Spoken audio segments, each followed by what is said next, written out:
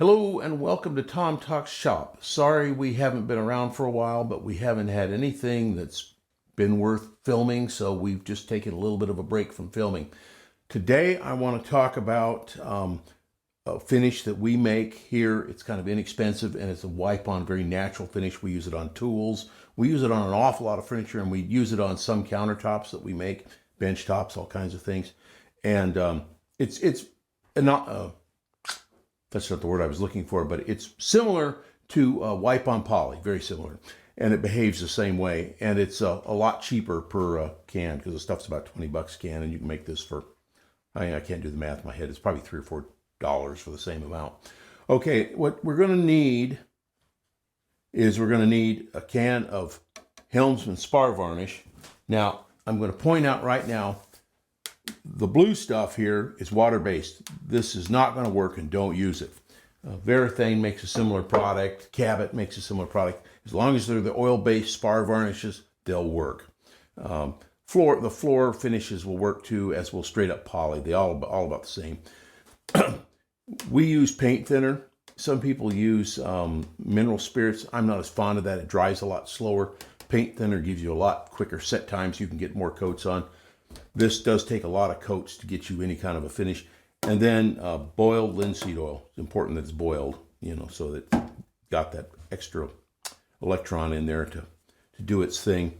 Now, all you have to do, and I do this because I can't keep track of anything, I mark approximate thirds on my jar. And you always want to use a good metal or glass container for this. Your proportions don't have to be exact, but they should be close. And you mix up your poly really good.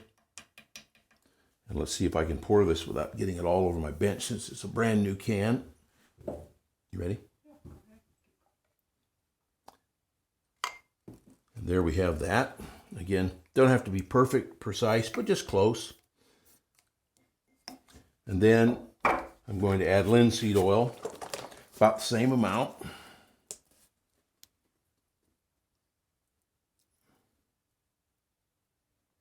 Got, I think, just enough in here. Cutting it real close. There we go. Okay, and last but not least is just your good old paint thinner. Same amount.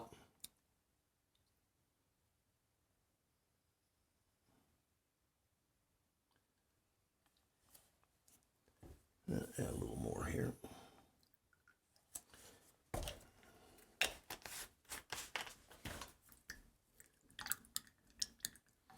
And stir it up.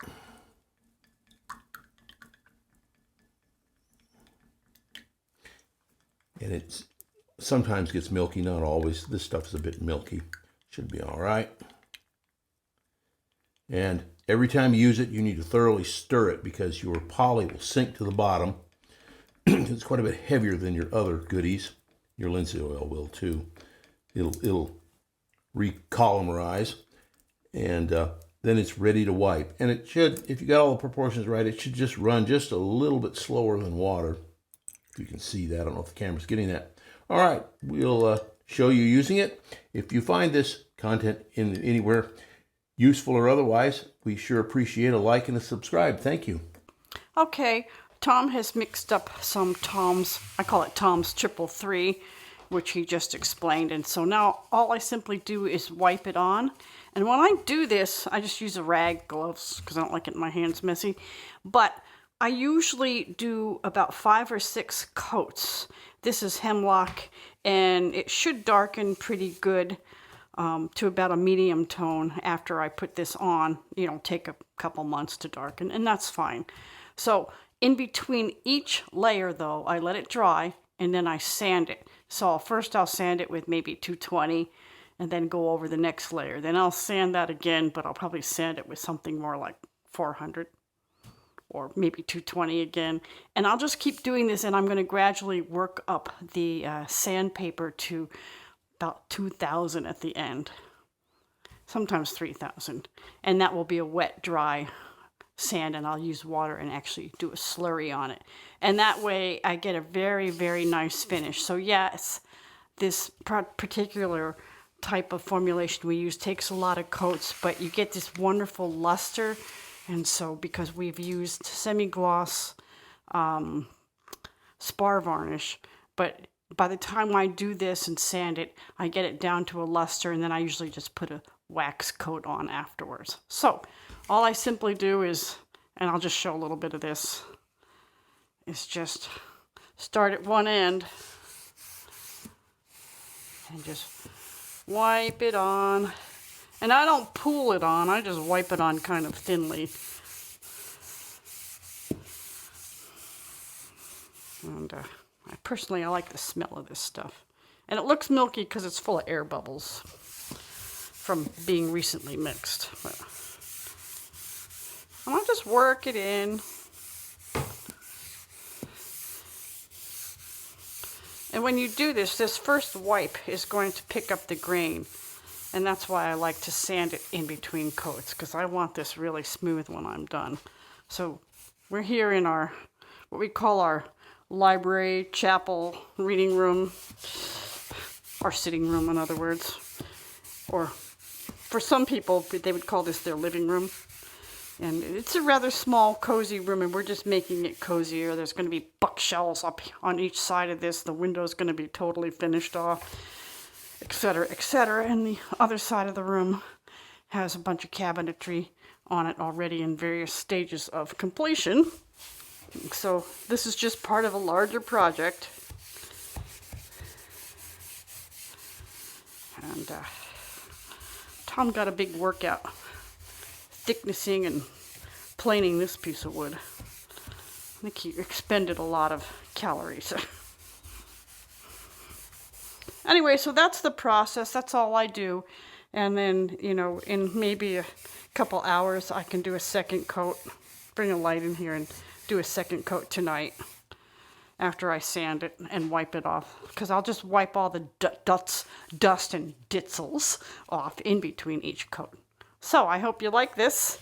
And we'll come back and show you what it looks like when it's done. All right, I'm here. I have done 4 coats already of our finish on this, and I wanted to say a couple of things about the way I sand it. After the first 2 coats, I usually sand with the grain in progressively, of course, finer grit sandpaper. So I started off with 220 after the first coat, and then after the second coat, I went to 400. After the third coat, I went to 600, and now it's actually very, very smooth already, but I'm going to put 2 or 3 more coats on here. So I'm taking my 1500 wet, dry sandpaper, and when I do these really fine coats, like with the 600, I do the same thing. I don't just go with the grain. I work in little small sections, and I just create kind of a slurry. Let me get this little letter. And I just very gently, and even with the other sanding, the 220 I'm the most aggressive with, of course. But as I progress through this, I don't really dig into the wood because I don't want to mar it. I just want to get the little bits of rough wood fiber, little wood ditzels off. So that's what I do, and then I kind of wipe it as I go, and then I'll wipe it down really good when I'm finished.